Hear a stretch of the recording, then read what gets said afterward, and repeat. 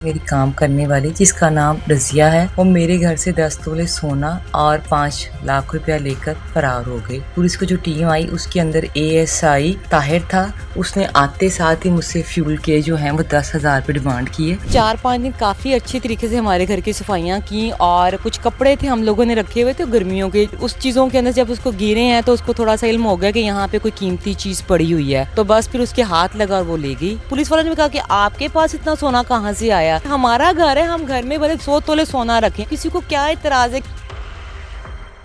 अस्सलामुअलैकुम नाज़रीन, आपकी मेज़बान तैयबा वानुर, आप देख रहे हैं डेली पॉइंट। नाज़रीन, इस टाइम मेरे साथ हिना सलीम मौजूद है जो कि अमीरपुरा की रहायशी हैं और इनका वीडियो बयान पिछले दिनों सोशल मीडिया पे वायरल होता है जिसमें ये बताती हैं कि इनके घर से 10 तोला जेवर और कुछ नकदी रकम 5-6 लाख रुपया जो इनके घर से इनकी काम वाली चुरा कर ले जाती है। और इनके वीडियो बयान में ये बताती है कि जो एएसआई है ताहिर साहब, वो इनसे बल्कि बाकायदा ऊपर से इनसे पैसे लेकर जाते हैं जबरदस्ती। तो उस दिन के वीडियो बयान में जो उन्होंने बातें की उसमें कितनी सदाकत है और वाकई एएसआई ने ऐसा किया है या नहीं, हम हिना सलीम से जानते हैं। अस्सलाम वालेकुम। वालेकुम अस्सलाम, कैसी हैं आप? मैं ठीक हूँ हिना, आप कैसी हैं? ठीक है, मैं बिल्कुल ठीक हूँ, आपकी दुआएं हैं। अच्छा मुझे पहले तो ये बताइएगा कि आपके घर में जो काम वाली थी वो कब से थी और कब रखी आप?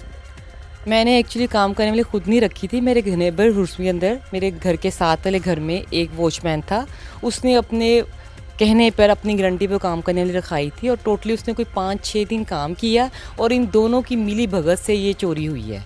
वॉचमैन ने जब आपको काम वाली रखवाई तो उससे आपकी कन्वर्सेशन क्या हुई? मेरी कन्वर्सेशन की रिकॉर्डिंग भी मेरे पास है। उन्होंने कहा जी रख लें, हमारे पीछे गांव की है, मैं पूरा जानता हूँ उसको और अगर कुछ होगा तो मैं ज़िम्मेदार हूँ। ये मुझे बातों बातों में पहले भी कहता था जी मैंने एक जगह काम करने वाली रखाई थी, उसने चोरी कर ली तो मैं रिस्पॉन्सिबल था, मैंने निकलवा के दी ये वो। उस वक्त मैंने इन बातों को सीरियस नहीं समझा, लेकिन जब मेरे साथ ये वाक़या हुआ तो मुझे लगा कि ये उसी वाक़ये की एक कड़ी या उसी को दोबारा रिपीट किया गया है।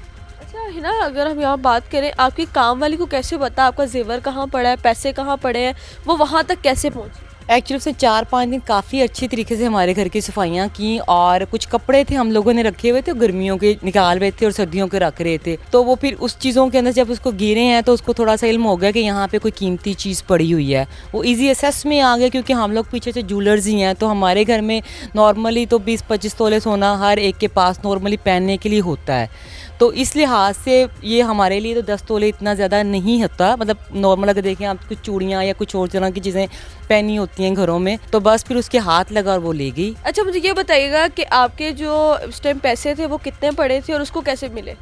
यार वो पैसे उसके साथ ही थे, 5-5 हज़ार के नोट थे और कुछ थोड़े से प्राइस बॉन्ड पड़े हुए थे। वो उसके साथ ही एक पाउच के अंदर थी और पाउच वो जाते हुए फेंक गई है।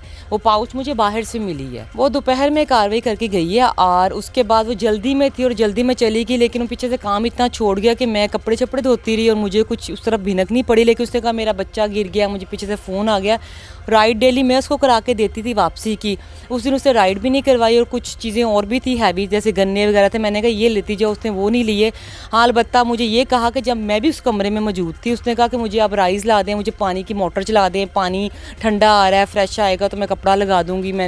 मैं मोटर चलाने गई और मुझे नहीं पता पीछे से ये कार्रवाई सारी हो गई है। उसके बाद आपने एफआईआर करवाई, पुलिस को बुलाया, उसके बाद का क्या वाकया हुआ? उसके बाद मैंने उस बंदे को बुलाया कि भी आपकी जो आपने रखवाई थी काम करने वाली वो ये काम कर गई। उसने कहा जी मैं आता हूँ और उसको बुलाता हूँ, अगर उसने लिया भी है तो आपको वापस मिल जाएगा ये वो। अल्लाह अल्लाह करके वो बंदा आया है।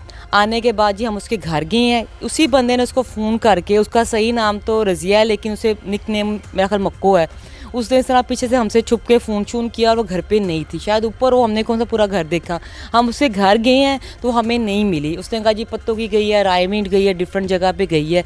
और यहाँ पर जब वो आई है मेरे पास तो कहने लगी मेरे पास खाने को कुछ नहीं है, लेकिन जब मैं उसके घर गई हूँ तो हर चीज़ मौजूद थी। मैं तभी हैरान हो गई, फ्रिज LED और हर चीज़ पड़ी हुई थी उसके घर में और हमसे उसने बड़े तरीके से हर चीज़ ले ली और रोके कि मेरे बच्चे भूखे हैं, ये मामला है वो मामला है। उसके बाद उस बंदे को नहीं मिली, मैंने उससे कहा जी 5 बजे का टाइम है, आप उसको ला दें, अदरवाइज़ फिर मैं पुलिस को कॉल कर लूँगी। 5 बजे मैंने कॉल की तो पुलिस की आगे ज़िम्मेदारी देख लें। एक बंदे की ड्यूटी ख़त्म हो रही थी, उसने जाने की घर जल्दी थी, उसने ये नहीं कहा कि मैं बींगे एक पुलिसमैन किसी भी शहरी की मदद करता जाऊँ। उसने कहा जी मेरी ड्यूटी ख़त्म हो गई, फ़लाने की ड्यूटी शुरू हो रही है, वो आएगा आपके पास। कोई घंटे 1.5 घंटे बाद 1-5 के बाद कॉल करने के बाद ताहिर साहब आए हैं और ताहिर साहब ने कहा जी ओहो आपका तो घर बहुत दूर है। उसने आते जाते पहले मेरी चढ़ाई की है, इस तरह की बातें की हैं कि मुझे तो इतना पेट्रोल लगे। मैं कहा क्यों सरकार आपको पेट्रोल नहीं डलवा के देती?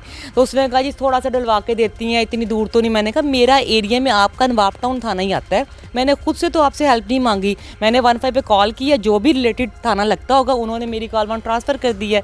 उससे कहा उसने मुझसे पैसे मांगे हैं और मैंने उससे पैसे दिए हैं।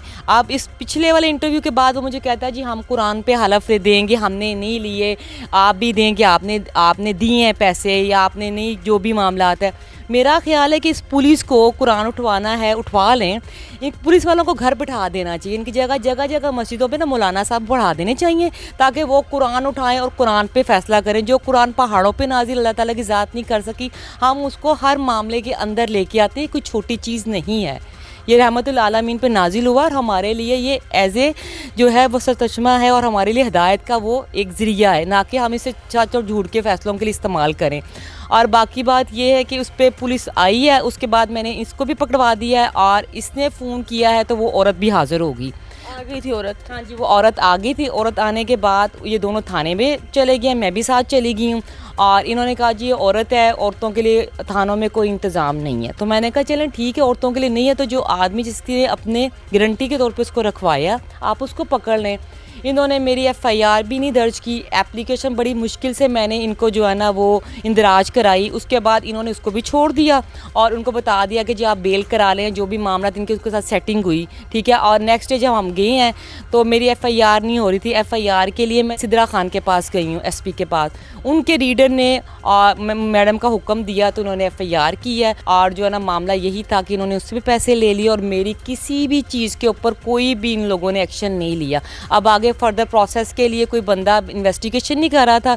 इन्वेस्टिगेशन बड़ी मुश्किल से कह के करवाई है।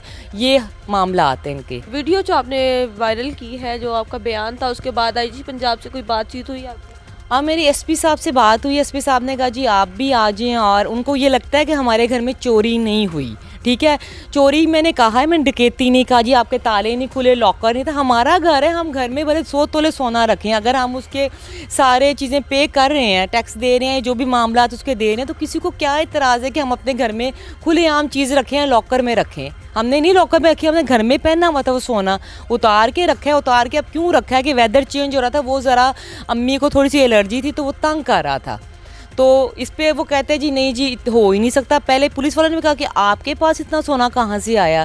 देखिए आप बजाय कि वो हेल्प आउट करें, वो पहले से इन्वेस्टिगेशन करना शुरू हो गए, जैसे मैंने कोई 100 तोले बता दिया होता है। अच्छा, अगर हम यहाँ इस टाइम बात करते हैं, जो मक्को थी उससे आपने बात की, उससे पूछा कि उसने ये जेवर लिया है, पैसे लिए हैं, तो उसने क्या कहा? मैंने बड़े प्यार से उसको पूछा है जब वो आई है इधर घर पे, और मैंने उसको कहा कि बच्चे जो आपने खर्च कर ली हैं ठीक है, वो 2-4 लाख खर्च हो गया, कोई मामला नहीं, मैं उसको छोड़ देती हूँ, पर कुछ वो जेवरात मेरे भाई के हाथ की निशानी है, वो हमें बहुत अजीज़ हैं। तो उसने यही स्ट्रेट फॉरवर्ड एक ही बयान रखा है जी मैंने तो नहीं लिए, मैंने तो नहीं लिए। अच्छा, अब वो कह रही मैंने नहीं लिए, और वो जो इकबाल साहब हैं, इकबाल शाह साहब जो वॉचमैन है साथ वाले घर के, उन लोगों ने, उसने कहा है थाने में भी ये बयान दिया जी मैंने रखवा कर गलती कर बैठा हूँ, मैं इसका जो ना गारंटर हूँ। अब पुलिस इस पे भी नहीं आ रही कि उसी के बयान से उसको पकड़ ले कि भाई आप ही ने गारंटी दी थी, आप ही रिस्पॉन्सिबल हैं। और दूसरे घर ने साथ में वीडियो कैमरा लगा हुआ है, CCTV सारा कैमरा लगा है, लेकिन वो बंदे भी हमसे रब्ता नहीं कर रहे, हमारी हेल्प ही नहीं कर रहे, क्योंकि वॉचमैन उसका था वो उसको सेव करने की कोशिश कर रहे हैं। अच्छा, अब आप क्या अपील करना चाहते हैं? मेरी जो सबसे पहले अपील है वो तो मरीम नवाज़ से है, और मोहतरमा के बाद मेरी अपील है IG पंजाब से कि वो जो भी मसला है इसके ऊपर नज़र षानी करें, और मेरा जो नुकसान है उसको जल्द से जल्द मुझे उसका अजाला कराया जाए। और जो ये चोर हैं, खुदारा इनकी हेल्प ना पुलिस करे ना आप लोग करें, और जो है ना उनको सज़ा मिलनी चाहिए। ये क्या है कि ज़मानत करा लेते हैं या इसके बाद वो जो भी पुलिस को पैसे दे देते हैं। हमारा बहुत बड़ा नुकसान हुआ है और चंद रुपए के अंदर पुलिस बिक जाती है। ये खुदा के लिए इसके ऊपर ज़रा सा एक्शन लेना चाहिए और मुझे इंसाफ दिलाया जाए, मैं यही अपील करूँगी। बहुत बहुत शुक्रिया। आज हमारे साथ हिना मौजूद थी। हिना के इंसिडेंट से मैं आपको सबको ये बताना चाहती हूँ, काम वालियाँ हर घर में होती हैं, सब रखते हैं, लेकिन हमें उनसे पहले उनकी शिनाख्त करनी चाहिए, उनका सारा बैकग्राउंड जानना चाहिए, उनके ID कार्ड की फ़ोटोकॉपीज़ रखनी चाहिए, कुछ हमें काफ़ी कानूनी कार्रवाई करनी चाहिए ताकि हम और बहुत से ऐसे लोग इस तरह के इंसिडेंट से बच सकें। इसी के साथ अपनी मेज़बान तैयबा को दें इजाज़त। अल्लाह हाफ़िज़।